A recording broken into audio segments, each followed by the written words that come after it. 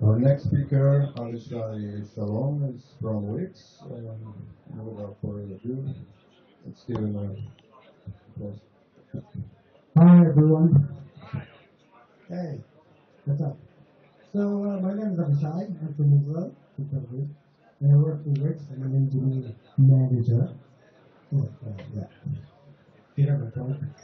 This talk is about the future of operating systems, and this talk is way too short to touch on all the different subjects that operating system, future of operating system. But it's a conceptual talk. I think it's going to be very interesting. And I would like to start this talk by telling you a story. And this is a story. This story begins with my friend calling me, and he has, like this media center PC, HTPC, and he had a really weird problem. So basically, what happened was he got 100% CPU, and he couldn't understand why. Like, so I weighed 100%. Yeah.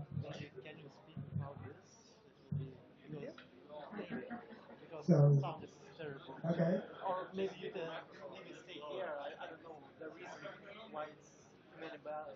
Better? Is it better? No. Okay, cool. So anyway, we had 100% iron weight, and but we couldn't understand why. And we debugged this issue for a while, and eventually we found out that it was the floppy drive. One thing, we didn't have floppy drive. So it turns out that on the BIOS, on a modern BIOS, you have a floppy emulation state where the BIOS emulates floppy for all the operating systems so that they can boot properly. And basically Linux was always looking, probing that floppy drive, like emulated floppy drive, and that was why we got 100% error rate on that issue, which is a little weird. So that's an example of all the legacy stuff we have on modern operating systems and how stuff is really weird. So what is an operating system? An operating system is basically a collection of software. It's not just a kernel. It's a bunch of utilities, user space, and so on, and packaging system, and all that stuff that allows you to operate your software easily. So a lot of services, a lot of stuff you don't have to deal with the right software, right? So it's really important to understand it's not only the code. It's driver and all that stuff. So where do our operating systems come from? So both Linux and Windows. So think about Windows 10. The origins of Windows 10 is Windows NT. And Windows NT was originally from the early 90s, and Linux is from around the same years. So Debian and Slackware, the first Linuxes, they came out around 93. Same with Windows 94, which Windows 10 is still based on it. And how did we use, what kind of hardware did we use back in 1993? So we had Pentium, 100 megahertz, yeah. We had about 60 megabytes of RAM and about 100 megabytes of hard disk. And you'd be surprised that the design of current operating systems is still built for that kind of hardware. And we'll see that through the presentation. So how did we use computers back then in 93? We had almost no multitasking. We had personal computers and servers. We mostly used in offices and small business servers. We had a lot of applications in one single node. We used networking, but not that much. And of course, all the servers were maintained by sysadmins. And how long did the server last? Years. Sometimes even 10 years. We still have servers running from 93, still running today. It was quite common to see servers with uptime of 4 years. Were never rooted. Okay. How do we use computers today?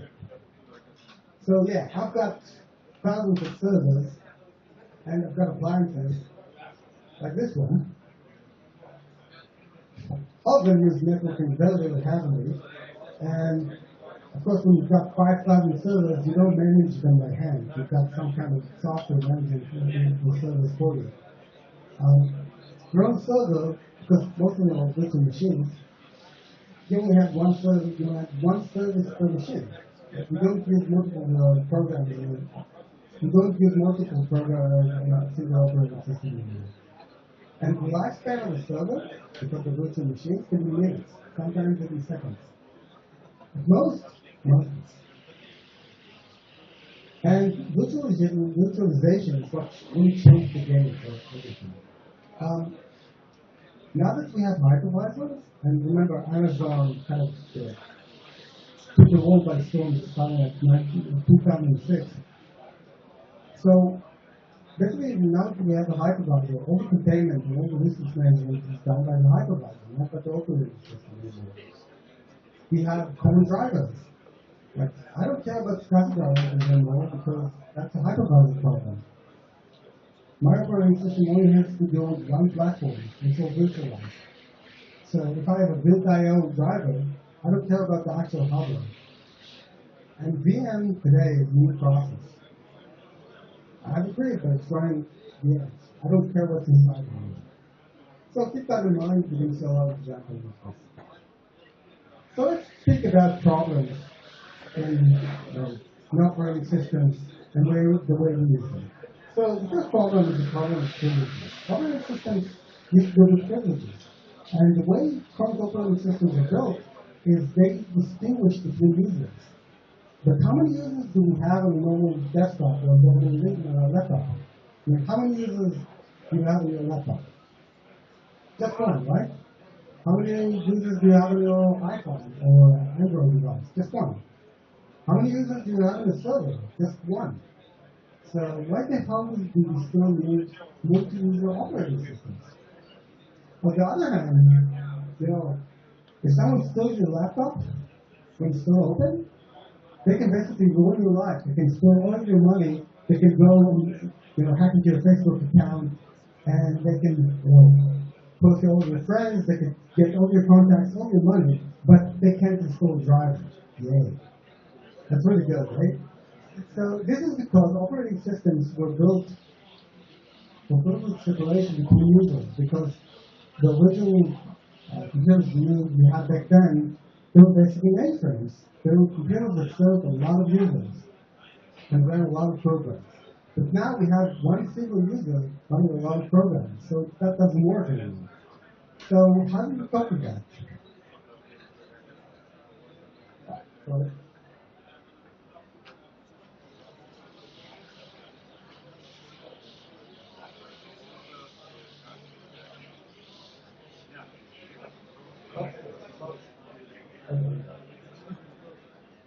Alright, so how do we cope with that? Right now we have something called Android. So Android basically has a new permission system. And that permission system basically gives fine-grained permissions per application instead of per user. We don't have a privilege separation between users anymore. We have privilege separation between applications. Because we care about sharing data between applications. We don't want Facebook to have access to the same data we share with Flickr or Dropbox or whatever. So Android is a modern operating system that we designed to deal with that problem exactly. So next problem, containment. Do you know what this does? Anybody has an idea what this does? Yes, is anyone? Yeah, cycles into the new data and? Okay, it trashes your host, but why? Well, it should, actually. It consumes all the memory on the host.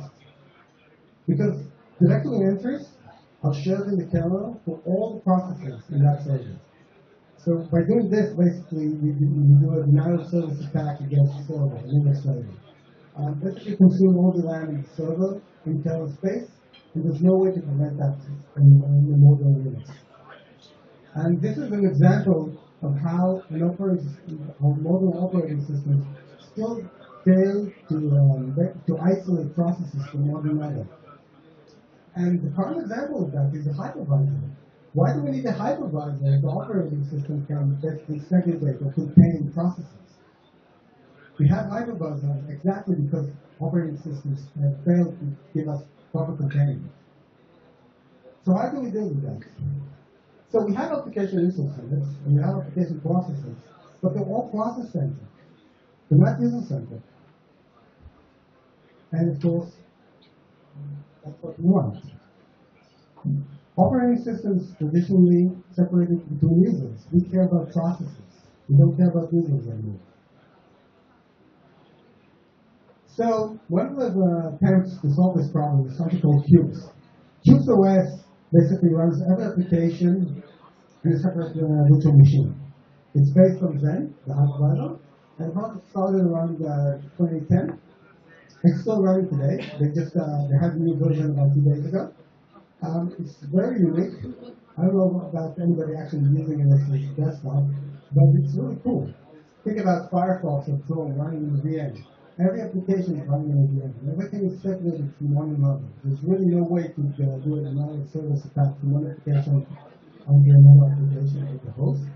And one application cannot access the resources of the files of other applications without explicit permission. So this is one of the ways that we try to solve this problem. The other, of course, is endgame. The problem of packaging. So you know how we used to have Debian packages and RPM, that kind of stuff? Who uses Debian or Ubuntu? Anyone? Yeah? Cool. So this is a PHP and JavaScript pickup. So who uses NPM? NPM, raise your hands. Cool. Why aren't you using dev packages for JavaScript? Like we have dev packages, so why aren't you using them for JavaScript? Anyone? Yeah? One, there are more NPM packages available. Yeah? The other one, dev packages installed globally. NPM you can install locally. That's really So the original Debian had 474 packages. And of course, the software project was split through libraries, and documentation, development tools, and so on, headers, blah, blah, blah. To save space, because remember, we had 100 megabyte hard drives. Space was very, very expensive. We used dynamic linking because we didn't have a lot of RAM. 60 megabytes of RAM. Every kilobyte counted. If you did security output from one library, all the processes dropped out security output. And remember, we used to run a lot of processes on a single host. And because we had a lot of dynamic libraries, we needed dependency management. Okay? Because one library requires another library to serve. But today, that whole situation reversed. On Debian, we have 13,000 packages. On CentOS, much less, about 6,000 packages. It includes third-party repositories, and you have about 40,000 packages for Debian and about 10,000 packages for CentOS. But it's still not a lot, because on GitHub alone, there are around 2 million projects. Only on GitHub. That number is actually not up to date. About 2 million projects. So yeah, there's no way maintainers, like distribution maintainers, can keep up that number. So you have to use NPM because the new packages of JavaScript are not available as Debian packages or NPM packages. And on top of that, that whole dependency cycle is just horrible. Think about how many dependencies you need to have. And every time someone upgrades, like, all the problems can spread.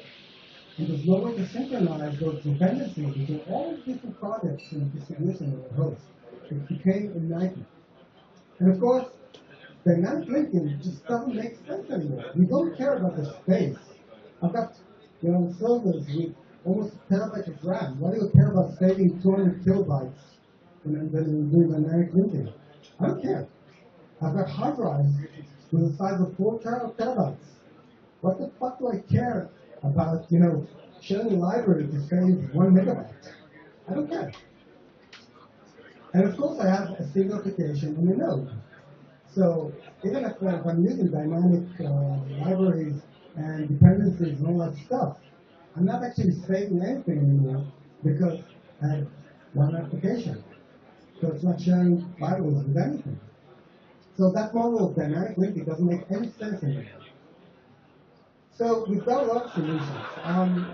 You all know Docker, you all know static linking, NPM, for example.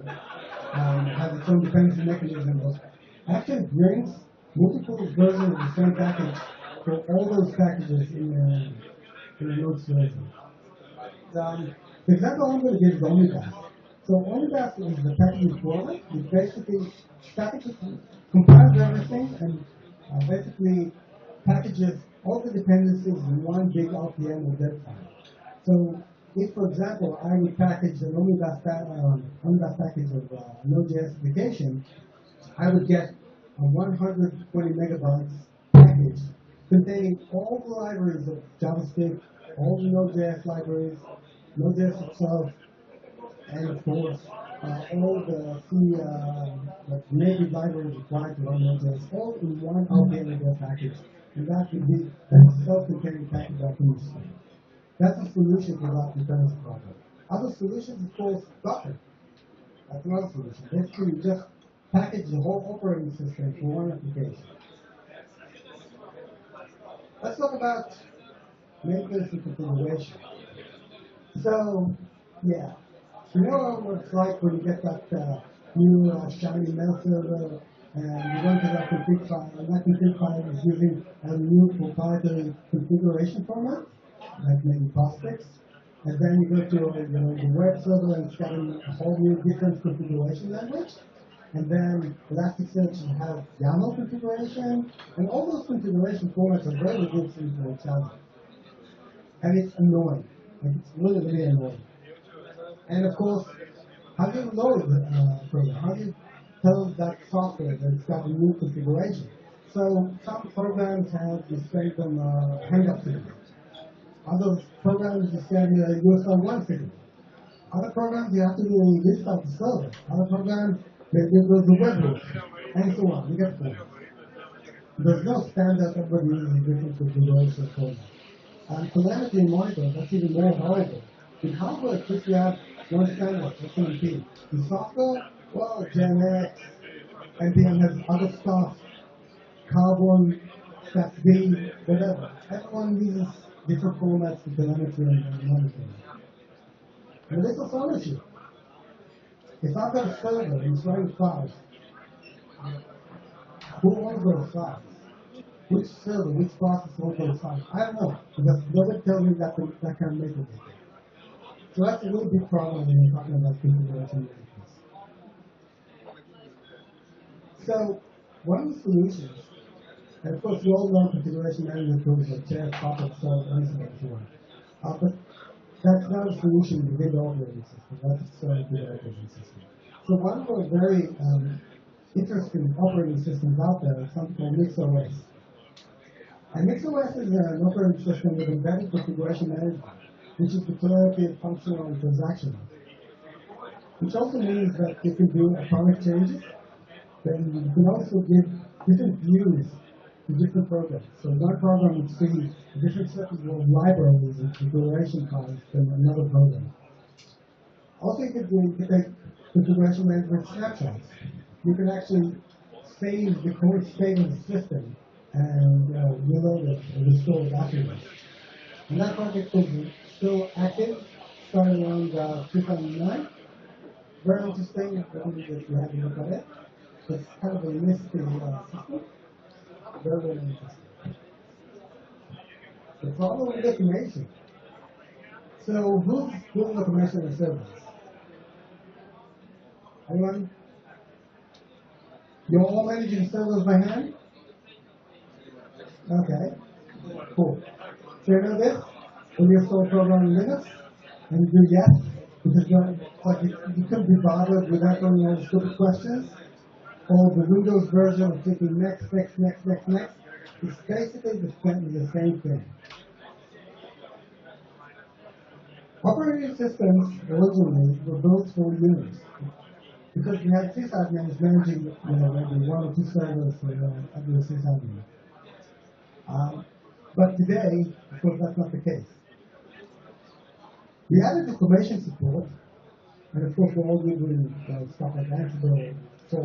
But if you look at the source code of those configuration management tools, you'll see that they're basically automating the human interface. They're actually like sending yes and no's to all those pesky tools that we use, like upget. They actually pass the output of upget. So it's still the same crappy human-oriented interface. It's not an API. Basically, the bulk of the code in configuration management tools is to wrap those tools that are meant for humans in a nice API. And of course, packages do too much. What do I mean by that? So for example, when I install Cassandra bootstraps a database. But after I change the configuration file, I have to actually erase that database and reboot the server. Now think about this. I have a configuration management tool like Ansible, install package, and that package bootstraps database. Then Ansible changes the configuration file, removes that database, and restarts. What can possibly go wrong with removing a database automatically? Right? So this is an example of the problem with packages. By default, on Debian at least, packages start service automatically. And they bootstrap people in a database and so on automatically. And of course, configuration file formats. How annoying is that they have to build configuration formats and they don't have any standards? And the reason for that is because configuration formats were designed for humans. So if you have a lot of nuances in configurations, it makes sense to invent language that can make it easier for a sysadmin to configure a lot of stuff easily. But it makes no sense when a robot is configuring the operating system process. In that case, what you really want is a serialized format like JSON and YAML, and let the robot generate configurations. So think about Apache, for example. It's got a lot of new tricks like wildcard and matches to match a lot of routes. Why? Because it makes no sense for humans to write like 30 different routes. But if it's a robot that's configuring Apache, it makes no sense. So this is a good example of how software, an operating system, is designed for human configuration and human controls. So what kind of solutions do we have? So for example, since the Golang 19, all the Red Hat-based systems have something called OpenLMI, which basically gives a system management API, which is both local and remote, and it's really cool. It allows you to configure a lot of services to the API instead of configuration files. And by the way, who tried this a long time for Red Hat? The DMA, Windows. There's something called WMI, which is an API for configuration.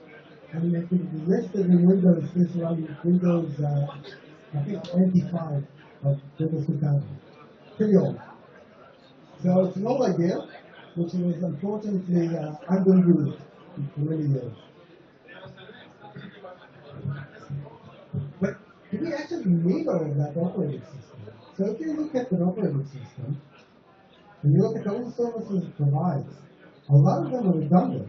If you go to EC2 and you bootstrap a server, you're going to see a lot of stuff that's not relevant anymore, like cups. There's actually cups services running on EC2 instances. What is cups? Anybody knows? Cups is a print service. So why the fuck do I need a print server on my EC2 instance? Can I even connect the printer to my EC2 instance? I don't think so. I've seen Amazon instances and, of course, Azure instances with model management, which is the solo models. I can connect the solo model to my cloud instance if I wanted to. Makes no sense. What about devices? So by default, you have 6 terminal devices for every Linux server. Why? Because I might connect with a keyboard. On my cloud instance, I don't think so. And I could go on with it. So a lot of redundant stuff that because legacy, we don't need anymore. So, when you start thinking about it, if the server is running only one application, why don't we need all that stuff? Why don't we cups? Why don't we the same deal for scanners? Why don't we even run levels? I don't need all that stuff. Maybe you should just split down the operating system and leave only the stuff that you actually need to run that single application. And this is where the idea of JS comes from. JS means just enough operating system. Only the stuff that you really need to run this one application on the server. Now remember, runtimes like PHP and JavaScript, Node.js, and JVM, they do a lot of stuff. Sometimes they even have schedulers. Node.js, for example, is an event-based system. Event-based system means it's only have its own built-in schedule. And on top of that, the hypervisor itself is a scheduler. So why don't we need another schedule in the element? Why do you need users and permissions if you only have one application, one user? Makes no sense. So some people thought about just splitting the whole thing off, and we got a lot of interesting projects out of it. So Element Zen, for example, basically embedded LLVM inside the kernel. And the idea is that once you have an operating system that's designed to run on a hypervisor, you can strip everything that has to do with hardware support, for example. You can strip it off the kernel because you only have one driver that you use, the drivers for the hypervisor. And of course, you don't need support for crashing runtime or user space and project stuff because everything is done in user space. And if it's around them, you only need to run early. I would say the more general purpose kernel. This whole family of stuff is called unikernels, which basically means that it's like a combination of the application and the kernel, everything running in the kernel space. So OSV is like a modular unikernel. You can basically you can build it with a certain runtime. You can build it with JVM or build it with another runtime, whatever you want. And there's no processors there. Just only one processor, only one process running in kernel space. You do have threads, but that's about it. No users, no permissions, nothing. Good thing about it, no context switches. Really fast. The OS is another project that basically does something in those weeks from the Zen guys. And CoreOS is a slightly different approach. It does have a separation between kernel space and user space, but it's running only containers. You can't run normal applications in CoreOS, only Docker or Office containers. And the general idea is that you only get this minimum operating system that you need to get to Docker. Everything else, only has Docker, not a problem. So let's talk about appliances. The point of the operating system is to make running applications easier. And of course, when you write an application, we care about the high-level application that you have. Most of us don't deal with operating system directly. We deal with runtime, like Node.js or JVM. We don't care about the actual operating system. It's the whole promise of Java back in the day was to start the operating system. Now it's milestone of the platform. So if you take that idea and take it to its logical consequence, we want an operating system that exposes a very high level API. We care about application level information. If that application is able to use the camera, that application is able to use GPS, that application is able to access your contact data. We don't care about users because there's only one user. And of course, there is cloud applications because a lot of applications depend on cloud services. Think about Google Maps. There's really no value to Google Maps application if there's no Google Maps service, right? There's no value in your Android if you don't have a Google account. So we want cloud integration deep in our operating system. And the operating system is built around that principle. Your version, Android, Windows, mobile, Firefox OS, iOS. They all rethink about how we do an operating system. If you look at Android is much more than Linux kernel. It's a whole runtime that's built on application permissions and that kind of stuff. Now finally, let's talk about distributed computing. How many cores do we have in a machine? So on my laptop, I've got 4 cores. I've seen laptops with 8 cores. But since, Moore's law is kind of defunct now, we're getting more cores every year. But the processors themselves don't get any stronger. So very soon we're going to get laptops with more and more cores. The servers will only see this. I've got servers with 64 cores, 128 cores, and I've even seen servers with 256 cores. And our programs become parallel. Messages, for example, group together. They're all built around parallel communications. So it turns out that programming for a lot of cores is very similar to disciplinary programming. And yet, if you're writing for software, like software 1,000 machines, you don't want to deal with individual instances or individual nodes, just pure nodes. So that was a great. A lot of the stuff that we use nowadays, group for example, we run in grids.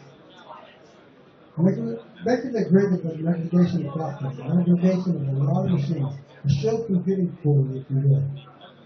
And we have some kind of resource scheduler, that some kind of program that distributes our workload without us having to know which particular node our process is running on.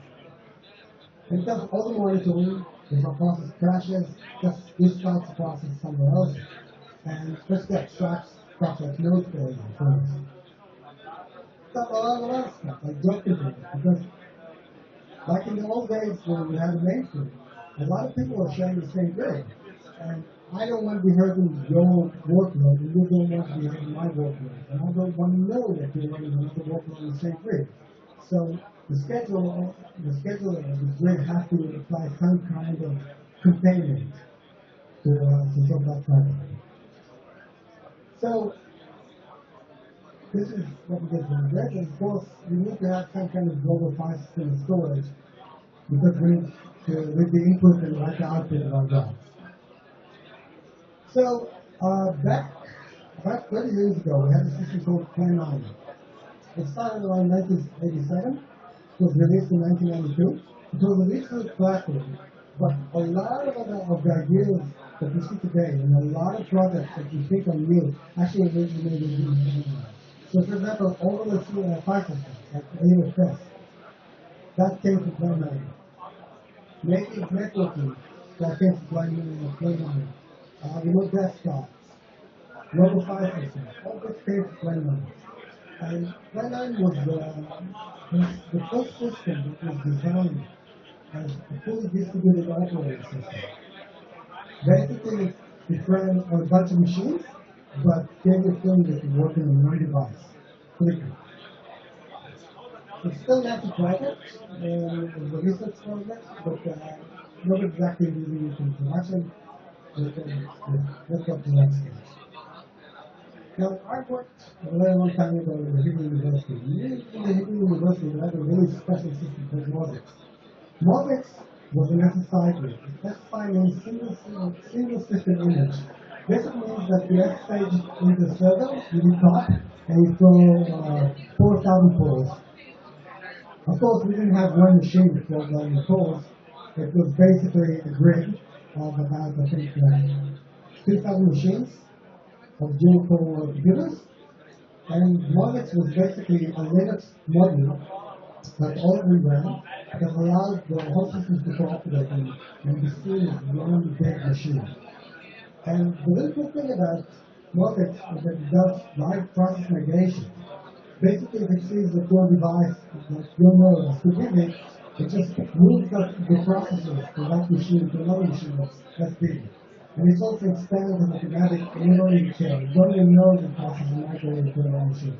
It reads out all the network streams, everything, all that stuff. Really good thing. Unfortunately, it wasn't open source, so this is why nobody uses it outside the university. There's something called Open Mosix, which is open source, but it's a defunct project, unfortunately. But under this project, it's still running in production in the university, running a lot of HPC workload, and we're getting a lot of knowledge about distributed systems in that system. And of course, all the big players in the cloud business are running some kind of grid. So Microsoft has a very interesting grid called Alias, and it's basically a path. It's also a distributed programming world outside of doing the grid stuff. Really cool. They published a research paper on it, so it is pretty cool. We all know both going to make it from Google, and the open source implementation that folks Kubernetes. Twitter and Airbnb has RedHot, which is open source, it's an Apache project, and Hadoop. So Hadoop originally started with everything, and nowadays they have something called Blob, which is a general purpose tool that enables you to run the living workload in Hadoop. It's pretty annoying, I hate it, but it does exist, and that's what people are using, so that's what it's doing anyway.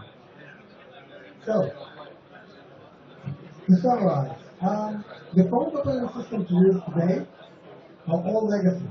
They were all invented and designed for a world that doesn't exist anymore, for hardware that doesn't exist for 30 years. The principles behind them don't apply anymore. We still use them because, it takes a lot of work to build an operating system. That's it. The future is appliances, like Android, and then, you probably seen a lot of other appliances like HPCs and so on. And containers. All those servers are going to be two containers running on top of grids. The containers are going to have only one service per container, and the grids are going to be the new mainframes. So yeah, we're going back to the mainframe. So thank you very much. And by the way, if you listen to this job, this is mine.